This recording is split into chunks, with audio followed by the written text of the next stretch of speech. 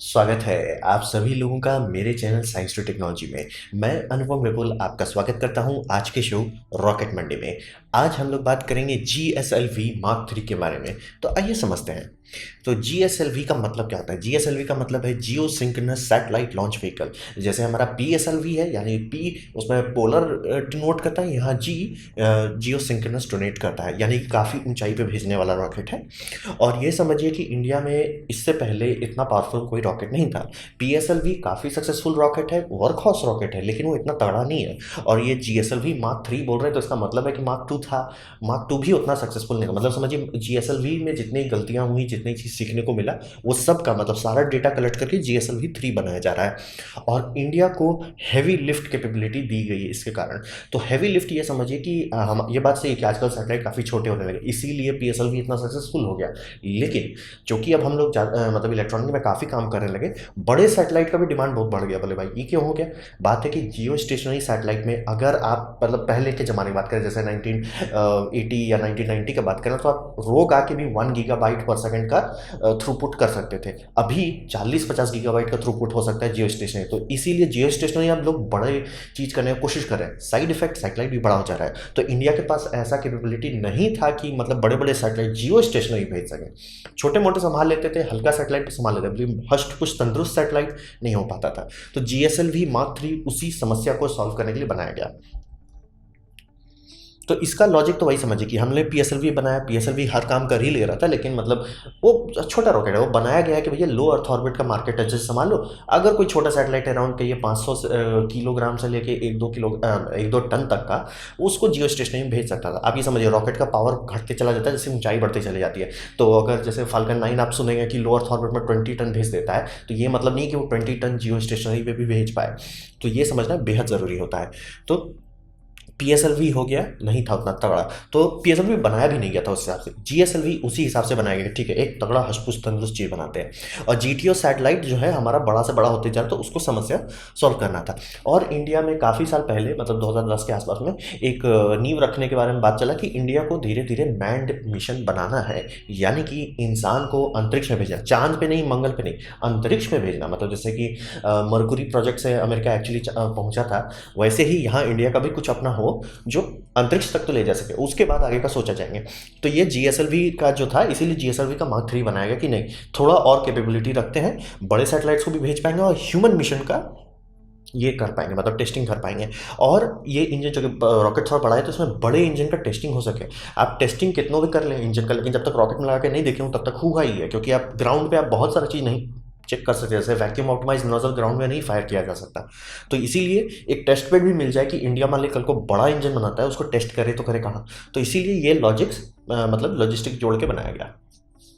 अब बात करते हैं ये काम कैसे करता है। इसे आप देखेंगे तो इसे कहा जाएगा 3 स्टेज व्हीकल, लेकिन अगर हाइट देखेंगे तो उतना ज़्यादा है नहीं, मतलब छोटा ही है एक तौर से, और बौना लगता है ये काफ़ी। तो तिगड़म क्या है? तिगड़म ये है कि ये पैरेलल स्टेजिंग एक तौर से करता है। इसमें होता ही है कि सॉलिड बूस्टर्स, जो हश पुश नजर साइड में सॉलिड बूस्टर है, जो सबसे बड़े इंडियन बूस्टर्स हैं, S-200 कहा जाता है, ये सबसे पहले फायर करते हैं। इस दरमियान कोर स्टेज जो है वो चालू नहीं होता है, ये समझना एकदम ज़रूरी है। जैसे कि स्पेस शटल आप देखते हैं सारे इंजन चालू होते हैं तब वो ऊपर जाता है, ये वैसा नहीं है। यहाँ पे सॉलिड बूस्टर फायर किए जाते हैं, उसके बाद ये उड़ने लगता है। फिर काफ़ी ऊंचाई पे जाने के बाद कोर बूस्टर चालू होता है, इसीलिए इसे 3 स्टेज बोला जाता है कि पहला स्टेज इसको ले गया और ये मतलब पूरी तरह से डिप्लीट होने पे है, तब ये सेंट्रल इंजन चालू हो जाएगा, सेंट्रल इंजन फोर्स ले लेगा और ये सबको डिटैच कर दिया जाएगा। और फिर ये हो जाएगा सेकंड स्टेज जैसा बिहेव करेगा। फिर इसके बाद एक क्रायोजेनिक स्टेज जो इसके ऊपर लगाया गया है, वो फायर करके फाइनल ऑर्बिट करता है। तो ये समझिए सॉलिड बूस्टर है, काफ़ी हष्ट-पुष्ट तंदुरुस्त दिया गया है। कोर स्टेज में 2 इंजन, भले देखने में डिज़ाइन में देखने में लगेगा कि अरे बीच में एक ही इंजन है, लेकिन मतलब प्रोफाइल के चलते वो लगता है क्योंकि ये दोनों एक दूसरे के पीछे रहते हैं। तो ये समझिए कि इसमें मतलब टेक्निकली कहें तो फर्स्ट स्टेज में 4 इंजन है, 2 सॉलिड है, 2 लिक्विड है, और इसके अपर स्टेज में एक क्रायोजेनिक डाला जाता है। तो यही समझिए कि सॉलिड बूस्टर पे ही लॉन्च होता है, बाद में ये लिक्विड इंजन चालू होता है। और ये लिक्विड इंजन हाइपरगोलिक है।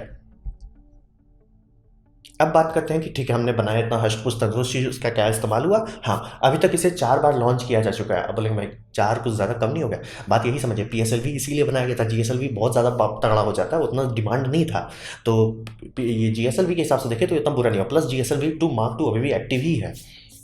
तो इसने पहला मिशन जो किया गया वो था गगनयान का डमी पेलोड का टेस्टिंग किया गया, और इसमें पैराशूट की सिस्टम डाले गए थे कि चेक कर सकें कि मतलब आप इसरो ने भेजा कि हम ठीक है कैप्सूल भेज देते, कैप्सूल का पैराशूट खुलेगा कि नहीं, क्योंकि आप लोग में से जो लोग अभी देख रहे होंगे ब्लू ऑरिजिन को कितना फजीयत हो रहा है पैराशूट खोलने में, स्पेस एक्स की भी बैंड बजी पड़ी थी पैराशूट खोलने में। तो इसरो इसी सब चीज़ का टेस्टिंग किया था। तो पहला जो डमी मिशन हुआ, जैसे कि आप देखना चाहें, फाल्कन हैवी का जो डमी मिशन था जिसमें उन्होंने रोस्टर लगा के भेज दिया था, वैसे ही ये किया क्या बोलते हैं गगनयान का डमी मिशन टेस्टिंग किया गया था। और इसका सक्सेस रेट अभी 100% चल रहा है, लेकिन आप कह सकते हो कि ये वो टेक्निकली गलत हो जाएगा क्योंकि सिर्फ 4 ही मिशन हुआ है। बात ये समझिए GSLV-2 में काफ़ी हुआ है, काफ़ी सारे एक्सीडेंट्स हो चुके हैं, पार्शल सक्सेस भी हुआ है और परमानेंट फेलियर भी हो गया, यानी रॉकेट जाते ही बूम हो चुका है। तो काफ़ी सारा चीज़ सीख के इसमें बनाया गया, और ये ज़रूरी है क्योंकि इसको ह्यूमन रेटिंग देने का बात किया जा रहा है, यानी कि इसके ऊपर इंसान रखेंगे, इसमें सेफ्टी होना ज़रूरी है। और मतलब इन्होंने पहला तो मिशन ये किया कि डमी पेलोड टेस्ट किया। 2 मिशन किए गए बड़े बड़े सैटेलाइट को लॉन्च करके जियो स्टेशनरी ऑर्बिट के तरफ में 3.4 टन और 3.1 टन, यानी समझ लीजिए 3 टन के क्लास के सैटेलाइट जियो स्टेशनरी भेजना अच्छे अच्छे को रुला देता है। GSLV ये कर पाता है, मतलब अब इंडिया थोड़ा बड़े ग्रुप में आ जा रहा है, थोड़ा बड़ा पंचिंग कर सकता है। और चंद्रयान 2 भी इसी के ऊपर लॉन्च किया गया था। चंद्रयान 2 के लिए इन्होंने पेलोड एडाप्टर को भी बड़ा बनाया था। तो ये काफ़ी खूब लॉन्च नहीं हुआ है, लेकिन काफ़ी सक्सेसफुल हुआ है। अब बात करते हैं भविष्य में क्या होगा। तो आप ये समझिए कि इंडिया को अगर एस्ट्रोनॉट्स बनाने हैं तो ये चाहिए ही चाहिए, इसके सिवा कोई ऑप्शन नहीं है, चाहिए ही। और ये समझिए गगनयान के मतलब दोनों का डेवलपमेंट एक साथ चल रहा है, वो तो है ही। अब ये एक समझिए कि इंडिया अभी भी फ्रीडम नहीं पा पाया है स्पेस लॉन्च की कैपेबिलिटी में। अभी भी आप लोग काफ़ी लोग जो लोग स्पेस मिशन को ध्यान से देखते होंगे, उसमें देखते होंगे इंडिया का काफ़ी सारा मिशन अभी भी यूरोप से किया जाता है, यानी कि Ariane 5 का इस्तेमाल करके किया जा रहा है, क्योंकि इंडिया के पास 2 लिमिटेशन है। अभी पहला रॉकेट GSLV Mark 3 जो है तगड़ा है, बहुत तगड़ा नहीं है, यानी कई बार ऐसा हो जा रहा है कि इसरो को जो सैटेलाइट लॉन्च करने पड़ रहे हैं वो इतना भारी हो जा रहा है कि GSLV Mark 3 नहीं लॉन्च कर पा रहा है, तो आर्यन के पास भेजना पड़ता है। दूसरा, इसरो का प्रोडक्शन स्पीड कि कितने स्पीड से ये रॉकेट बना सकता है वो भी बम नहीं है। तो कई अभी भी ये काफ़ी बार लिमिटेशन आ रहे हैं कि हम लोग को थोड़ा बेटर और थोड़े तगड़े रॉकेट्स चाहिए ताकि बाहर जाके अपना लॉन्च ना करना पड़े। भले दूसरे हमारे पास ना आए लॉन्च कराने के लिए, लेकिन भाई हम लोग को जाना पड़ जाए तो इसरो के लिए मतलब ये थोड़ा तिगड़म वाला बात हो जाए। और प्लस कॉस्ट भी बढ़ जाता है, मतलब इंडिया से यूरोप के बगल में थोड़े कि चिट्ठी से भेज देना है, मतलब एक भारी फर्जियत वाली चीज़ होता है, लॉन्च टाइम भी बढ़ जाता है, फर्जियत भी बढ़ जाता है। तो इंडिया के लिए फ्रीडम के लिए ये GSLV Mark 3 का डेवलपमेंट किया जा रहा है। और ऐसा नहीं कि Mark 3 बन गया तो काम खत्म, उसको डेवलप किया जाएगा। आप लोग नोटिस करेंगे पहला Mark 3 में पॉइंटी नोज थे, बाद में सब चीज़ में टेपर लगाए गए, क्योंकि शॉकवेव का स्टडी मतलब पहला लॉन्च किए, समझे, सीखे, अच्छा शॉकवेव बहुत ज़्यादा हो रहा है, स्मूथ डिज़ाइन ना एरोडायनेमिकली इंप्रूव किया, तो वो किया गया, जो वर्जन D आपको कई बार सुनने को मिल जाएगा। और फिर इंडिया अभी काम कर रहा है एक इंजन पे SCE 200, ये इंजन है मतलब किरोसिन और लिक्विड ऑक्सीजन का, मतलब ये तगड़ा इंजन है, सेमी क्रायोजेनिक, और इस पे काम किया जा रहा है। और ये अगर सक्सेसफुल हुआ ये इसका फर्स्ट स्टेज में रिप्लेस किया जाएगा।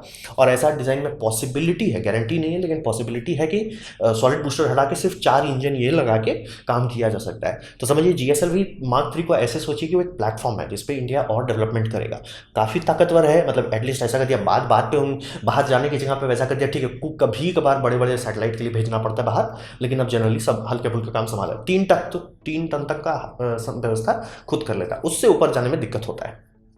तो यही है GSLV गगनयान के लिए तो फाउंडेशन रख ही रहा है, नए इंजन आएंगे तो और इसकी कैपेबिलिटी बढ़ाई जाएगी। और अगर सब चीज़ सही रहा तो आने वाले कुछ साल में हम लोग को यूरोपियन यूनियन के पास जाना नहीं पड़ेगा कि भैया हमारा सैटेलाइट लॉन्च कर दो। तो काफ़ी उम्मीदें जुड़ी हुई हैं इस GSLV Mark 3 से। तो ये था मेरा प्रेजेंटेशन GSLV Mark 3 के बारे में। उम्मीद करता हूँ आपको अच्छा लगा हो, कुछ सीखने को मिला हो, कुछ समझ में आया हो। अगर ऐसा है लाइक कर दें, दोस्तों शेयर कर दें, उससे मेरा काफ़ी भला होगा। नहीं अच्छा लगा, नहीं पसंद आया, कोई बात नहीं, आप डिसलाइक कर सकते हैं। मैं कहूँगा डिसलाइक 2 बार दबाएं, उससे मुझे पता चलेगा कितना ना पसंद हुआ है। मैं आपसे कहूँगा कॉमेंट लिखें, क्योंकि हर कमेंट की जवाब देने की कोशिश करता हूँ। आपसे कहूँगा सब्सक्राइब कीजिए, बेल दबाइए अगर आप फ्री हैं तो। आपने मेरा वीडियो देखा, जानकर मुझे बहुत खुशी हुई। धन्यवाद।